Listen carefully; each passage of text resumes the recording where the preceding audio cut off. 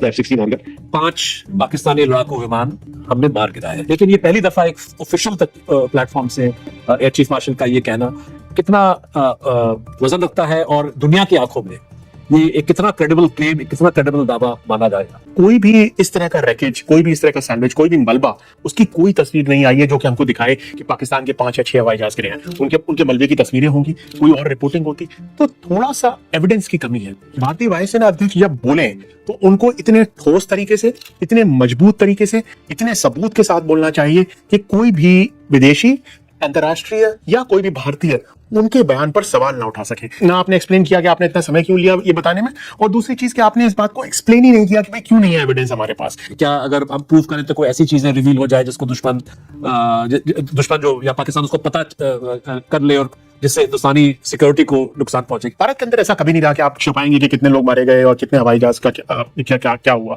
इस बारे में भारत ने कोई बात नहीं की है। सबूत किस तरह का होगा? सबूत तो जैसा हमने कहा मलबा होगा, सबूत तो ओपन सोर्स इंटेलिजेंस होगी, सैटेलाइट इमेज होगी, सबूत, या आप समझाएंगे कि आप सबूत क्यों नहीं दे रहे हैं। आप एक लाइन में उसको डिसमिस नहीं करेंगे।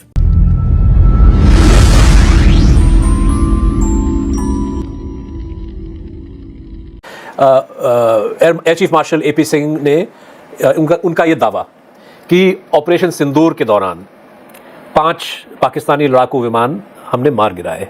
इसके अलावा एक अर्ली वार्निंग या इलेक्ट्रॉनिक वॉरफेयर वाली एक एयरक्राफ्ट को भी, और एक और जो उन्होंने एक क्लेम रखा वो ये कि ऑन द ग्राउंड कुछ पाकिस्तानी एयरबेसेस में जो बॉम्बिंग आखिरी दिन को हिंदुस्तान ने वहाँ पे बॉम्बिंग की, तो एरोप्लेन के जो हैंगर हैं जहाँ पे एयरक्राफ्ट को पार्क किया जाता है, तो वहाँ पे भी कुछ पाकिस्तानी एयरक्राफ्ट को डिस्ट्रॉय किया गया। तो ये बहुत बड़ा एक क्लेम था, और ये क्लेम तकरीबन 3 महीने के बाद आ रहा है।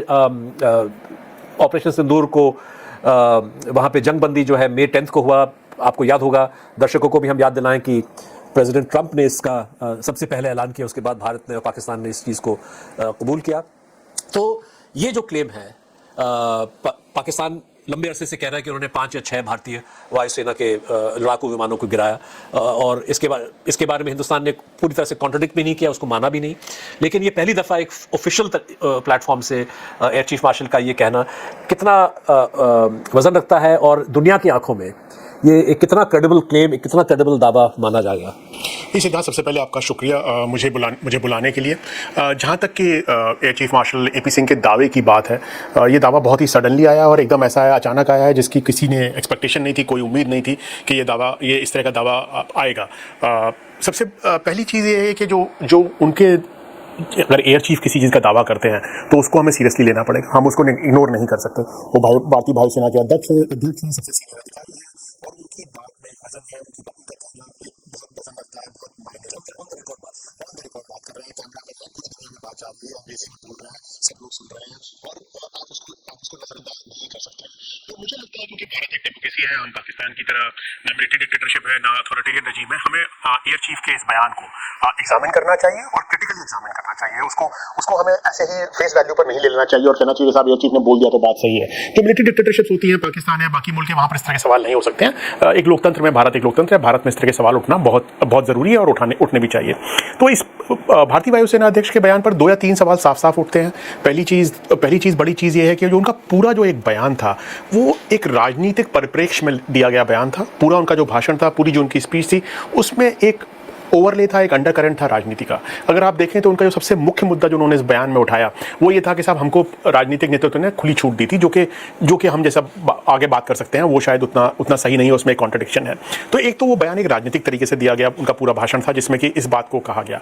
दूसरी बात यह है कि भारत ने पहली रात को 6 और 7 तारीख की रात को, 7 तारीख की सुबह कुछ हवाई जहाज खोए, जो कि CDS ने बोला है, जो कि बाकी लोगों ने भी माना है। अमेरिकी राष्ट्रपति ट्रंप ने भी कहा है कि भारत के 5 हवाई जहाज गिरे।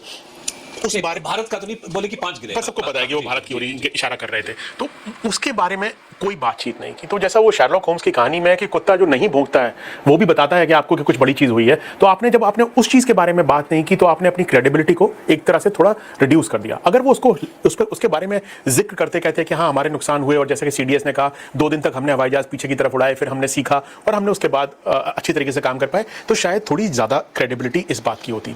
दूसरी समस्या ये है कि पिछले 3 महीने के दौरान भारत के दो बड़े दावे हैं। एक तो बड़ा दावा यह है कि भारत ने उन 9 जगहों को, जो 6 और 7 की रात को जिन पर अटैक किया, 7 आर्मी ने किए, 2 एयरफोर्स ने, उन जगहों के बारे में दुनिया मानती है कि वो अटैक हुआ और वहां पर हमला हुआ, एविडेंस है, प्रूफ है। सिमिलरली जो आप 9 तारीख की जो बात है, 9 तारीख को और 10 तारीख को भारत ने जो हमले किए कई हवाई अड्डों पर, वो न्यूयॉर्क टाइम्स, वॉशिंगटन पोस्ट ने सैटेलाइट तस्वीरें इमीडिएटली छाप दी 2 दिन बाद और कहा कि हाँ, भारत ने इनमें से कुछ जगह पर, रहीम यार खान पे या बाकी जगह पर हिट कर पाया, नूर खान बेस वगैरह पे आपने हिट किया है, कुछ हुआ है।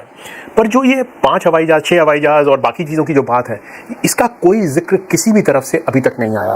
ना CDS ने किया है, ना पार्लियामेंट में हुआ है, ना किसी और व्यक्ति ने किया है, ना इंटरनेशनल मीडिया में किया है। पाकिस्तान के अंदर जैसा कि हमने देखा, उनका कम्युनिकेशन डिसिप्लिन बहुत खराब है, बहुत पुअर है। सिविलियन लोग तस्वीरें खींच के, वीडियो खींच के डालते रहते हैं हर जगह की, चाहे वो बहावलपुर से हो, मुरीदके से हो, बाकी जगह से हो, पर कोई भी इस तरह का रैकेज, कोई भी इस तरह का सैल्वेज, कोई भी मलबा, उसकी कोई तस्वीर नहीं आई है जो कि हमको दिखाए कि पाकिस्तान के 5 या 6 हवाई जहाज गिरे। अगर पाकिस्तान के 6 हवाई जहाज गिरे, थोड़ा सा एविडेंस की कमी है। और जो एक चीज ने जो कहा, उसमें उन्होंने एविडेंस नहीं प्रोवाइड किया, प्रूफ नहीं प्रोवाइड किया, उसको उन्होंने एक लाइन में निपटा दिया। मुझे लगता है कि जैसा मैं कह रहा हूं तो आप मेरी बात मान लीजिए। उन्होंने इलेक्ट्रॉनिक सिग्नेचर्स की बात की कि जो कि जिसका कोई मतलब नहीं है, और आपने एक्सप्लेन किया कि आपने इतना समय क्यों लिया ये बताने में, और दूसरी चीज कि आपने इस बात को एक्सप्लेन ही नहीं किया कि भाई क्यों नहीं है एविडेंस हमारे पास। जैसा कि मैं आपको बताता हूं, उन्होंने 2 जगह जो एयरफोर्स ने हिट किए, तो उन्होंने दूसरी जगह के बारे में बोला कि जो हथियार वहां जा रहा था वो इतनी रेंज पे था कि हमसे कम्युनिकेशन में नहीं था, तो हमारे पास सिर्फ जो सिविलियन वीडियोज हैं पाकिस्तान के, वही है एविडेंस के तौर पर। उस तरह की पूरी एविडेंस, कोई भी मलबे का वीडियो, कुछ भी नहीं बताया गया, तो उसकी वजह से बहुत बड़ा सवाल खड़ा होता है। दूसरा सवाल आपने कहा इंटरनेशनल ऑब्जर्वर्स ने, दुनिया में इसको बहुत क्लोजली ऑब्जर्व किया, इतना बड़ा एरियल बैटल शायद ही कहीं और हुआ हो जिसमें कि एक तरफ चाइनीज हवाई जहाज, अमेरिकी हवाई जहाज, दूसरी तरफ भारतीय, रशियन हवाई जहाज, फ्रेंच हवाई जहाज हों, और इस तरह की लड़ाई को उन्होंने बहुत क्लोजली ऑब्जर्व किया है। वहां पर इस तरह की कोई भी रिपोर्टिंग, कोई भी ऑब्जर्वेशन नहीं हुई है। तीसरी बात जो मुझे समझ में आती है, जिसकी वजह से सवाल खड़े होते हैं, शक होता है इस दावे पे, वो ये है कि कुछ हवाई जहाज जो गिराए गए हैं शायद F-16 होंगे, ऐसा माना जाता है। खासतौर पर जो जमीन पर गिराए उसमें तो उन्होंने मेंशन भी किया, और ऐसा बाकी चीजों के बारे में भी कहा जाता है कि F-16 होंगे। F-16 हवाई जहाज, जैसे आपको पता है, अमेरिकी जहाज है, और उसके अंदर America and user monitoring agreement के अंदर उनकी टीम वहां पर होती है, और वो टीम कॉन्स्टेंटली काउंट करती है। तो ऐसा नहीं हो सकता कि अगर वो हवाई जहाज गिराए गए हैं और वो खराब हुए हैं या टूटे हैं, ध्वस्त हुए हैं, तो उनका कोई रिकॉर्ड विदेश में या पत्रकारों के पास या कंपनी के पास नहीं होगा। तो इसलिए ये 3-4 चीजें हैं जो मिला के कई सारे सवाल खड़े करती हैं, और ये शायद अच्छा नहीं है। भारतीय वायुसेना अध्यक्ष जब बोलें तो उनको इतने ठोस तरीके से, इतने मजबूत तरीके से, इतने सबूत के साथ बोलना चाहिए कि कोई भी विदेशी, अंतर्राष्ट्रीय या कोई भी भारतीय उनके बयान पर सवाल ना उठा सके। मुझे लगता है कि इसको डिलीवर करने में, इस स्टेटमेंट को कैजुअली डिलीवर किया गया एक लाइन के अंदर, और इसमें बिना एविडेंस के डिलीवर किया गया, जिसकी वजह से बहुत सारे सवाल खड़े होते हैं। एक और चीज जोड़ूंगा इसमें सिद्धार्थ, इंडियन एयरफोर्स का रिकॉर्ड 2019 बालाकोट के बाद भी बहुत अच्छा नहीं था। उन्होंने जिस तरह के दावे उस टाइम पर किए, ऑल्दो एयर चीफ ने पर्सनली नहीं किए, पर बाकी लोगों ने किया, F-16 गिरा दिया और बाकी चीजें इस तरह से पोर्ट्रे की गई, उसकी वजह से क्रेडिबिलिटी एयरफोर्स की ऑलरेडी हिट हुई है। फिर आपने देखा ब्रह्मोस एक गलती से एयरफोर्स ने फायर कर दिया था पाकिस्तान के अंदर। सवाल एयरफोर्स के प्रोफेशनल, उन्होंने अपने हेलीकॉप्टर बालाकोट के दौरान अपना खुद का हेलीकॉप्टर गिरा दिया था। कई तरह के सवाल एयरफोर्स के ऊपर उठते रहे हैं, तो इसलिए और भी जरूरी था कि करंट वायुसेना अध्यक्ष बहुत सोच समझकर, बहुत ठोस तरीके से इस बात को कहते, जो कि कहने में मुझे लगता है कि चूक हो गई, और इसके अंतर्राष्ट्रीय परिणाम होंगे कि लोग सवाल पूछेंगे, और अगर ये सच नहीं हुआ तो भारतीय वायुसेना की और भारत सरकार की क्रेडिबिलिटी और कम हो जाएगी। तो मैं दो बातें उठाना चाहूंगा। सबसे पहले कि air chief marshal AP Singh का ये बयान या उनका दावा, ये शायद पहली दफा नहीं था जब एयरफोर्स ने एक ऐसा मोटा क्लेम रखा। आपको याद होगा कि जंगबंदी के फौरन बाद जो प्रेस कॉन्फ्रेंस दिल्ली में हुआ, तो DG ops air marshal Bharti ने भी एक तरह से कैजुअली, आप कह सकते हैं, ये कह दिया कि कुछ पाकिस्तानी विमान हम गिरा चुके हैं, लेकिन इस चीज़ की पुष्टि हम नहीं कर पा रहे हैं, इस चीज़ की पुष्टि हम या इसका इन्वेस्टिगेशन वगैरह हम अभी भी कर रहे हैं, और इस वक्त हम इसके बारे में कुछ ज़्यादा कह नहीं पाएंगे। 3 महीने का वक्त उसके बाद, क्या इतना वक्त काफ़ी है? अगर फ़र्ज़ करें कि एयर मार्शल भारती ने जो बात रखी वो सही थी, क्या 3 महीने काफ़ी नहीं है भारत डिटेल में उसमें जा पाए कि भाई गिराए तो कितने गिराए, कैसे गिराए? ये सवाल नंबर 1 की, मतलब क्या इतना वक्त लगता है या और वक्त चाहिए, या वक्त गुजरने के बाद भी जो है हम स्पेसिफिकली इस बात को नहीं रख सकते? और दूसरा जो सवाल जो जहन में उठता है वो एयर चीफ मार्शल का जो क्लेम है, उन्होंने सिर्फ ये नहीं कहा कि हमने 5+1 गिराए, उन्होंने कहा कि S-400 को इस्तेमाल करते हुए हमने गिराए। तो ये भी एक तरह से अगर अगर पाकिस्तानी विमान हम गिरा चुके हैं तो इन्फॉर्मेशन अमेरिका के पास होगा, क्योंकि F-16s की काउंटिंग वहाँ पे होती है। मुझे नहीं पता कि रशिया के साथ S-400s का एग्रीमेंट क्या साइन हुआ, एंड यूज वगैरह, लेकिन अगर S-400s का इस्तेमाल किया गया तो ये बात रूस से नहीं छुपाई जाएगी, या हिंदुस्तान शायद इंटेंशनली रूस को भी नहीं मिसलीड करना चाहेगा। तो ये इस बात को आप कैसे समझते हैं कि S-400s का जिक्र जो है एयर चीफ मार्शल ने जो, मतलब ये शायद और आसान होता अगर उन्होंने कहा कि हमारे रफाल ने गिरा दिए या हमारे सुखोई ने गिरा दिए। उन्होंने ये बहुत स्पेसिफिकली कहा कि S-400s का इस्तेमाल किया गया। तो सिद्धार्थ, जो आपका पहला सवाल है कि 3 महीने का वक्त क्यों लगा, तो मैं आपको कहूंगा तकरीबन सीज फायर के 14 दिन के बाद हिंदुस्तान टाइम्स के पत्रकार हैं शिशिर गुप्ता, उन्होंने एक रिपोर्ट लिखी थी जिसमें उन्होंने कहा था कि भारतीय वायुसेना ने 315 किलोमीटर की दूरी पर एक स्वीडिश अवाक्स को पाकिस्तान को गिराया है S-400 से, और 4 और हवाई जहाज, जिसमें शायद 3 F-16 और 1 JF-17, ऐसा कुछ उन्होंने मेंशन किया था, जो कि तकरीबन वही बात लगती है जो कि भारतीय वायुसेना अध्यक्ष ने की। क्या 3 महीने का समय लग सकता है सबूत इकट्ठा करने के लिए? इसका मतलब 300 किलोमीटर वाली बात जो शिशिर गुप्ता को बताई वो भारतीय वायुसेना या भारतीय अधिकारियों, जहां से भी, प्रधानमंत्री कार्यालय, रक्षा मंत्रालय, कहीं से उनको मिली होगी। तो इसका मतलब ये दावा नया नहीं है, ये दावा पुराना है। पर उस दावे को साबित करने के लिए जो पुख्ता सबूतों की जरूरत थी, मुझे नहीं लगता कि वो भारत के पास थे। इसीलिए ना संसद में ना कहीं और ये मुद्दा उस तरीके से उठाया गया। अभी मुझे लगता है कि ये हुआ है कि भारतीय वायुसेना बहुत दबाव में है। पहले दिन जो उनका नुकसान हुआ और जिसकी वजह से जो उनकी रेपुटेशन पर डैमेज है, भारतीय वायुसेना अध्यक्ष अपनी वायुसेना का हौसला बढ़ाने के लिए, मनोबल बढ़ाने के लिए और एक इंस्टीट्यूशनल इंटरेस्ट में उन्होंने इस बात का जिक्र किया जिसका कि उनके पास अभी भी ठोस सबूत नहीं था। उसके ऑफ कोर्स राजनीतिक परिणाम है, उसकी वजह से जो उनकी राजनीतिक स्पीच थी उसके अंदर वो पूरी तरह से ठीक बैठता है। अगले दिन प्रधानमंत्री मोदी जाके बंगलौर में वो बात कह देते हैं जो वो कहना चाहते हैं। तो मेरा मानना ये है कि 3 महीने का समय कम था। ये तो शायद जो बात शिशिर गुप्ता ने 14 दिन बाद रिपोर्ट की, वही भारतीय वायुसेना अध्यक्ष ने बात कही। अगर वो उसमें कुछ और सबूत देते, कुछ और बात दावे को समझाते, कुछ और जोड़ते, तो शायद मैं मान सकता था कि समय की जरूरत थी। मुझे नहीं लगता कि कोई ठोस सबूत इस वक्त तक है। किसी भी पत्रकार ने, जो कि सरकार के बहुत नजदीक हैं, वायुसेना के बहुत नजदीक, किसी भी पत्रकार ने उस तरह के सबूत अभी तक हमारे सामने पेश नहीं किए हैं। अगर सबूत आते हैं तो बिल्कुल साबित होगा कि ये सही था। दूसरी बात जो आपने कही कि S-400 का बार-बार मेंशन करना, वो शायद इसलिए भी है, ये दिखाने के लिए कि S-400 बहुत पावरफुल वेपन है और एक तरह की डेटरेंट कैपेबिलिटी और एक तरह की डेटरेंस पाकिस्तान के अंदर क्रिएट करने के लिए। देखिए सिद्धार्थ, जैसा कि आपको पता होगा, S-400 की मॉनिटरिंग रेंज, जो उसकी रडार की रेंज है, वो 500 किलोमीटर है और जो उसकी हथियार की तकरीबन रेंज है वो 400 किलोमीटर है। तो 300 किलोमीटर के अंदर किसी वायुसेना के विमान को, दुश्मन के वायुसेना विमान को गिरा देना पॉसिबल है S-400 के द्वारा। पर आप एसेंशियली ये कहना चाह रहे हैं कि S-400 ने गिराए, तो आप ये कहना चाह रहे हैं कि कोई भी पाकिस्तानी हवाई जहाज अगली बार इस रेंज में ना उड़े और वो बहुत पीछे रहे। और उसका दूसरा कारण ये है कि ये बहुत ज़्यादा बात हुई है इस बात की कि पाकिस्तान ने चीन की PL-15 मिसाइल के द्वारा भारतीय हवाई जहाज़ों को 200 किलोमीटर की रेंज में, 150 की जगह 200, जो रॉयटर्स की एक बड़ी स्टोरी थी कि 200 किलोमीटर की रेंज में गिराया। आई थिंक उसको काउंटर करने की कोशिश है और अपने आप को वन अपमैनशिप करने की कोशिश है। ये दिखाने की कोशिश है कि अगर पाकिस्तान ने 200 किलोमीटर पे गिराया तो हमने 300 किलोमीटर पे गिराया। S-400 का मेंशन एक डिटरेंस क्रिएट करने के लिए और एक वन अपमैनशिप क्रिएट करने के लिए। ऑफ कोर्स जिस माहौल में ये बात कही गई, जब भारत के अमेरिका के साथ रिश्ते चल रहे हैं, जियोपॉलिटिकल कॉन्टेक्स्ट है, NSA डोवल रशिया में है, जयशंकर जा रहे हैं, पुतिन ने मोदी से फोन पे बात की है, उस कॉन्टेक्स्ट के अंदर इसकी फिर एक अलग ही आयाम हो जाता है, इसका एक अलग ही नतीजा हो जाता है। अब सबूत की अगर हम बात करें तो पाकिस्तान का दावा जो पहले 24 घंटे में ही जो है उन्होंने क्लेम करना शुरू कर दिया कि हमने 5 या 6 भारतीय विमानों को गिराया, और उन्होंने इसमें कुछ जहाज़ों के नाम भी लिए, रफाल कहा, सुखोई कहा, मिग कहा, जागुआर कहा।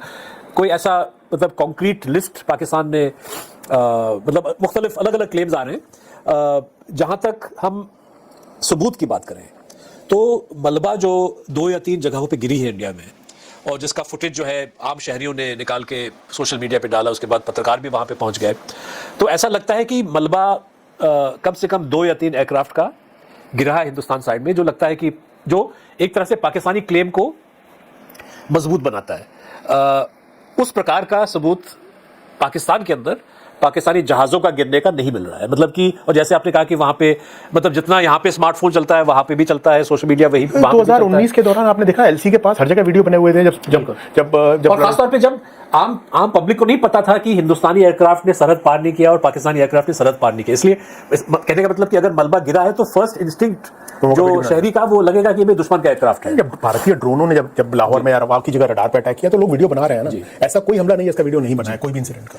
तो एक तरह से अगर हम अंतर्राष्ट्रीय एनालिसिस की बात करें, जैसे फ्रेंच एयरफोर्स चीफ ने कहा कि हमारे पास सबूत है 3 एयरक्राफ्ट का। एसोसिएटेड प्रेस को उन्होंने जुलाई में इंटरव्यू दिया था जहां पे उन्होंने 3 भारतीय एयरक्राफ्ट का जिक्र किया। उस किस्म का कोई ऐसा क्लेम अभी तक सुनने में नहीं आया है जहां पे कोई इस बात को कहे कि भी हाँ पाकिस्तानी एयरक्राफ्ट गिरे हैं। एक मुझे रेफरेंस मिला शायद मई 11th या 12th को, जहाँ पे पाकिस्तान के किसी स्पोक्समैन ने कहा कि हाँ एक हमारे प्लेन को डैमेज पहुंचा है जो रडार जो हैंगर में हाँ, मतलब लेकिन उसका वो पूरा डिटेल नहीं निकला। मतलब कि डू यू थिंक जो सबूत हम पेश नहीं कर पा रहे हैं, क्या ये इसकी कोई ऑपरेशनल वजह हो सकती है? मतलब मेरी बात हो रही थी किसी रिटायर्ड डिप्लोमेट से, इंडियन डिप्लोमेट से, कि हमने कहा कि भाई ये थोड़ा सा अजीब लग रहा है कि पाकिस्तान ने ये क्लेम किया है और हिंदुस्तान जो है क्लेम कर रहा है, लेकिन कोई सबूत हम दे नहीं पा रहे हैं और ना ही हम अपने लॉसेस को एक्नॉलेज कर रहे हैं। CDS चौहान ने एक्नॉलेज किया, लेकिन इस बात को दोबारा जो है दबाने की कोशिश की जा रही है। तो इन्होंने फरमाया कि नहीं हो सकता है कि कोई ऑपरेशनल रीजंस हो जिसकी वजह से हम पाकिस्तान को we don't want to confirm to Pakistan कि हाँ हमारे प्लेन्स गिरे हैं। तो ये मेरा एक सवाल है कि क्या कोई ऐसा ऑपरेशनल रीजन है कि जिससे हम अपने लॉसेस खुद छुपाएं, और दूसरा क्या कोई ऑपरेशनल वजह हो सकती है जिसके कारण हम जो हमारा जो क्लेम है, जो एयर चीफ मार्शल का क्लेम है, इसको हम प्रूव ना करना चाहें? क्या अगर हम प्रूव करें तो कोई ऐसी चीज़ें रिवील हो जाए जिसको दुश्मन जो या पाकिस्तान उसको पता कर ले और जिससे हिंदुस्तानी सिक्योरिटी को नुकसान पहुंचे? क्या ऐसा कुछ सिचुएशन है क्या? सिद्धार्थ, पहली बात तो अब जो भारत में मलबों की जो तस्वीरें आई, कम से कम 4 जगह की तस्वीरें, जब लड़ाई हुई, जब हमला हुआ, कम से कम 4 जगह की ऐसी तस्वीरें आई जिन पे के भारतीय वायुसेना के जहाज़ों का गिरने का था। अंबाला वाला तो खास, बठिंडा वाला खास तौर पर, जो बठिंडा के बाहर जो गाँव में दलित युवक की मौत भी हुई, पुरुष की मौत हुई, और जहाँ पर उसकी झोपड़ी पे रामबन में एक जगह थी। हाँ, 4 जगह के वीडियो तो साफ तौर पर हैं, 5वीं जगह का भी हो सकता है। 4 तो क्लियर सब ने देखे हैं, सोशल मीडिया पर उस वक्त चले, बाद में हटाए गए। तो ये बात तो आपकी सही है कि एक तरह का एविडेंस, एक तरह का प्रूफ वहाँ पर था। क्या ऑपरेशनल रीजन हो सकते हैं भारत के एक्नॉलेज नहीं करने के? पर ये तो नहीं है कि भारत ने एक्नॉलेज नहीं किया।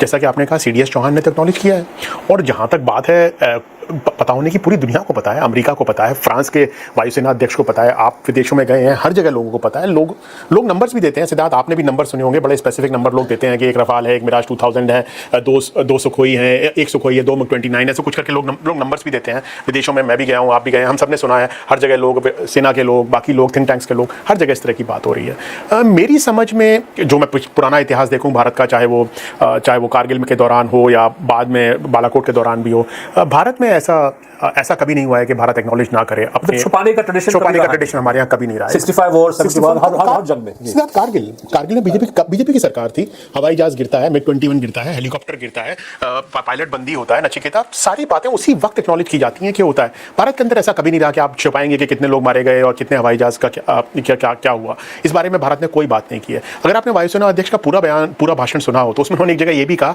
कि पाकिस्तान की जो ड्रोन 8 और 9 तारीख को आए वो बहुत कम थे, जो रिपोर्टिंग हुई वो बहुत ज़्यादा की हुई, क्योंकि हर व्यक्ति को जैसे सूरज दिखता है, तो अगर 10 लोग सूरज देख रहे हैं तो हम कहेंगे कि 10 सूरज हैं, जबकि सूरज एक ही है। तो उन्होंने कहा कि लोग तो लो अर्थ ऑर्बिट सैटेलाइट्स को भी ड्रोन समझकर हमको फोन कर रहे थे, बट ड्रोन बहुत कम आए। दूसरी चीज़ उन्होंने कहा कि पाकिस्तान का हमला से नुकसान हुआ श्रीनगर हवाई अड्डे को, और श्रीनगर एयरबेस को, और आदमपुर एयरबेस को। आदमपुर जहाँ पर S-400 थी, जहाँ पर मोदी जी ने बाद में जाके भाषण भी दिया। मुझे लगा कि वो भी काफ़ी इंटरेस्टिंग था कि एयर चीफ ने अपने भाषण में इस बात का जिक्र किया। दूसरा सवाल आपने कहा कि हम सबूत देना नहीं चाहते। सबूत किस तरह का होगा? सबूत तो जैसा हमने कहा मलबा होगा, सबूत तो ओपन सोर्स इंटेलिजेंस होगी, सैटेलाइट इमेज होगी। सबूत, या आप समझाएंगे कि आप सबूत क्यों नहीं दे रहे हैं? मैं कहता हूं ठीक है साहब, सबूत नहीं है आपके पास, आप सबूत है आपके पास, आप देना नहीं चाहते, तो आप समझाएंगे लोगों को, आप एक लाइन में उसको डिसमिस नहीं करेंगे। उससे बहुत सारे सवाल खड़े होते हैं। और आप वायुसेना अध्यक्ष हैं, जब आप बोलते हैं तो आपकी बात का वजन होता है, और आपको साफ तौर पर कहना चाहिए कि भाई इसके ये कारण है कि मैं इसके आगे इस बारे में नहीं बोलना चाहता, क्योंकि हम इससे ये होगा। पर आपने उस तरह का कुछ भी नहीं किया। उससे मुझे थोड़ी निराशा हुई, थोड़ा डिसअपॉइंटमेंट तो हुआ। मुझे जो बात